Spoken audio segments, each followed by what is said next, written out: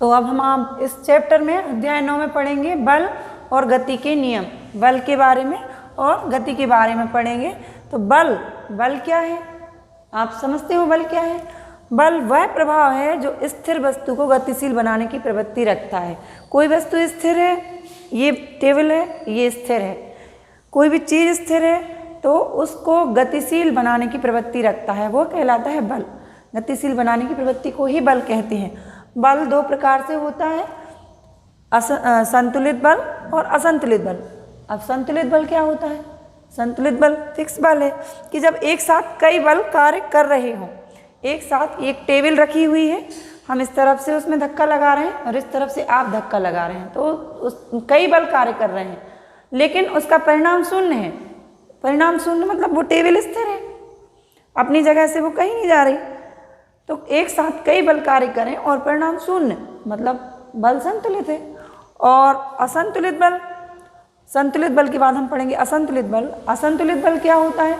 एक बक्सा रखा है, उस पर 2-4 बच्चे इकट्ठे मिलकर धक्का लगाएंगे तो वो आगे की ओर खिसकेगा, ये असंतुलित बल उस पर लग रहा है और वो उसमें गति करी।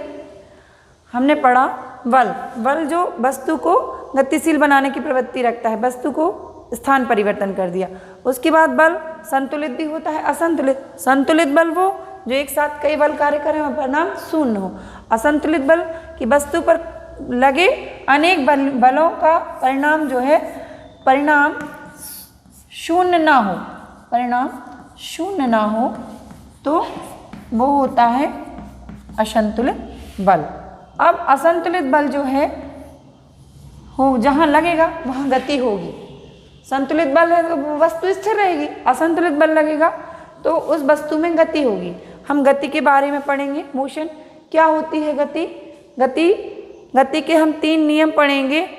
तो सबसे पहले हम गति के 3 नियम पढ़ेंगे। तो गति का प्रथम नियम पढ़ेंगे। इसमें गति का प्रथम नियम, गति का प्रथम नियम। प्रथम नियम क्या होता है असंतुलित बल के हिसाब से? प्रथम नियम, यदि कोई वस्तु स्थिर है, कोई वस्तु स्थिर है तो वो स्थिर ही रहेगी, और कोई वस्तु गतिशील है तो वो गतिशील रहेगी जब तक कि उस पर कोई बाहरी बल आरोपित ना किया जाए। गति के प्रथम नियम के अनुसार न्यूटन ने बताया कि यदि कोई वस्तु स्थिर है, ये टेबल है यहाँ रखी है तो वो स्थिर ही रहेगी जब तक कि हम इसको दूसरे स्थान पर नहीं पहुँचाएंगे। गतिशील बस है, कार है, कोई गाड़ी है, हम चला रहे हैं, जब तक हम उसको नहीं रोकेंगे तो वो नहीं रुकेगी, असंतुलित बल काम करेगा। तो ये कोई वस्तु स्थिर है तो वो स्थिर ही रहेगी और गतिशील है तो वो गतिशील ही रहेगी जब तक कि हम उस पर कोई बाहरी बल आरोपित ना करें। ये गति का हमारा प्रथम नियम होता है। गति के द्वितीय नियम के बारे में पढ़ेंगे प्रथम नियम के बाद। गति का जो द्वितीय नियम है, द्वितीय नियम हमें सिद्ध करना पड़ेगा। द्वितीय नियम क्या होता है? इसमें माना कि कोई वस्तु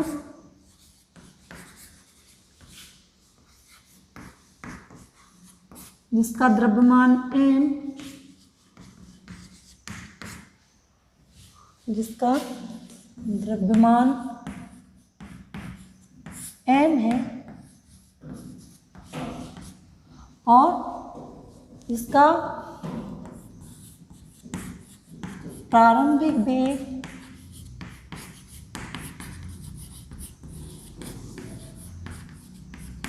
u है। माना कि कोई वस्तु है जिसका द्रव्यमान m है और प्रारंभिक वेग u है।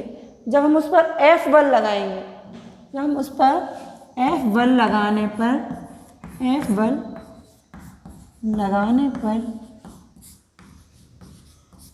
उसका अंतिम वेग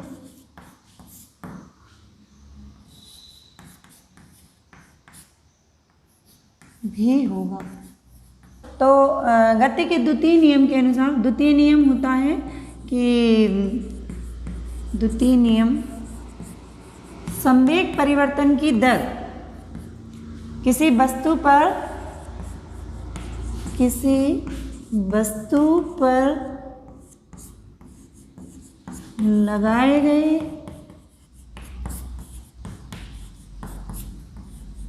संवेग परिवर्तन की दर, संवेग परिवर्तन की दर जो है वो उस पर लगने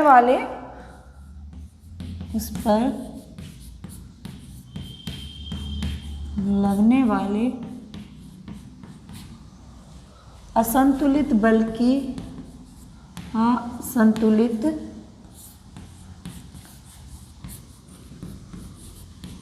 बल के समानुपातिक होती है, समानुपातिक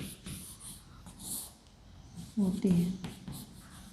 तो ये हमारा जो है गति का द्वितीय नियम है कि किसी वस्तु पर लगाए गए जो संवेग परिवर्तन की दर है उस पर लगने वाले असंतुलित बल के समानुपाती होती है। तो यहाँ आया संवेग। आपके मन में ये प्रश्न उठ रहा होगा कि संवेग क्या है? संवेग होता है कि द्रव्यमान और वेग जो रहता है उनके गुणनफल को संवेग कहते हैं। द्रव्यमान और वेग के गुणनफल को संवेग कहते हैं। तो यहाँ से हम द्वितीय नियम सिद्ध करेंगे। तो माना हमने प्रारंभिक जो है संवेग हो जाएगा P बराबर हो जाएगा mu और P2 बराबर हो जाएगा mv।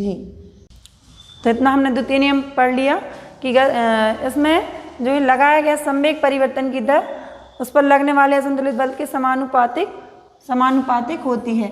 अच्छा, हमने इसमें आपको ये नहीं बताया कि इसमें जो वेग में परिवर्तन होगा तो उसमें लगने वाला समय t होगा। लगने वाला जो समय है वो t है। समय तो लगेगा तो समय हो जाएगा t। तो अब जो है संवेग में परिवर्तन समानुपाती P2 माइनस P1, तो ये हो जाएगा लगने वाला बल F समानुपाती P2 को मान दिया है mv और इसमें से ये प्रारंभिक संवेग घट जाएगा mu। तो ये हो जाएगा F बराबर m हमने इनमें से बाहर ले लिया,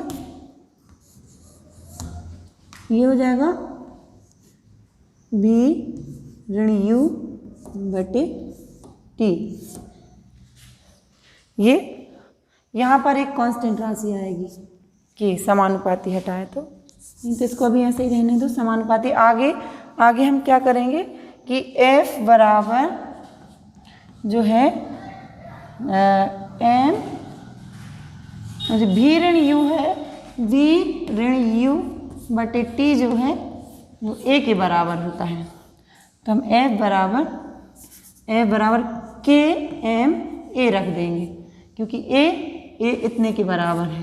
तो हम v ऋण u बटे t की जगह पर रख दिया a और आनुपातिक स्थिरांक आ गया k। F बराबर k m a और हम k की जगह पर रख देंगे k बराबर हम 1 रखेंगे क्योंकि k क्या है? एक कांस्टेंट राशि है, स्थिरांक राशि है जो जगह जगह पर बदलती रहती है। तो F बराबर हो जाएगा m a जो हमारे गति का द्वितीय नियम सिद्ध करता है। गति का जैसे हमने प्रथम नियम पढ़ा कि कोई वस्तु स्थिर है तो वो स्थिर ही रहेगी जब तक कि उस पर कोई बाहरी बल आरोपित ना किया जाए। गतिमान है तो गतिमान ही रहेगी। द्वितीय नियम भी हमने पढ़ लिया कि किसी वस्तु पर लगाया गया संवेग उसकी परिवर्तन की दर के लगने वाली दर के असंतुलित बल के समानुपाती होता है, जो हमने सिद्ध भी कर लिया है बराबर में। अब आती है बात गति के तृतीय नियम की। तो गति के तृतीय नियम में हम देखेंगे कि गति में तृतीय नियम में क्या होता है। आप लोगों ने परिभाषा पढ़ी होगी, पता होगा कि प्रत्येक क्रिया के विपरीत प्रतिक्रिया होती है। उसका हम आपको उदाहरण बताएंगे। गति की प्रत्येक क्रिया के समान विपरीत प्रतिक्रिया होती है। समान प्रतिक्रिया तो होती है लेकिन विपरीत प्रतिक्रिया होती है। कैसे? जैसे घड़ी के पेंडुलम की गति, झूले की गति, कि जितनी तेज गति से झूला पीछे जाता है उतनी ही तेज गति से झूला आगे आता है। या बंदूक से निकली हुई गोली कि जितनी तेज गति से बंदूक की गोली निकलती है उतनी ही तेज गति से पीछे कंधे में धक्का लगता है। या फिर नाव जो रहती है, नाविक यदि आगे की ओर जितनी तेज गति से कूदता है वो नाव उतनी ही तेज गति से पीछे की ओर जाती है। तृतीय नियम के लिए हम इसके सहारे देखेंगे। इसको देखना कि हमने जैसे ही इसको छोड़ा, देखो सबसे पहले आगे वाले गोले ने गति की तो धीरे धीरे तीनों गति करने लगते हैं और एक समान गति होने लगती है। एक बार फिर से आप देखेंगे गति की तृतीय नियम कि क्रिया के विपरीत प्रतिक्रिया। ये देखो, जितनी तेज गति से हमने इसको पीछे लाए उतनी ही तेज गति से सबसे आगे वाला जो है गोला आगे गया और फिर एक समान गति से पीछे आए। इस प्रकार से क्रिया के विपरीत प्रतिक्रिया होती है। ये गति के तीसरे नियम को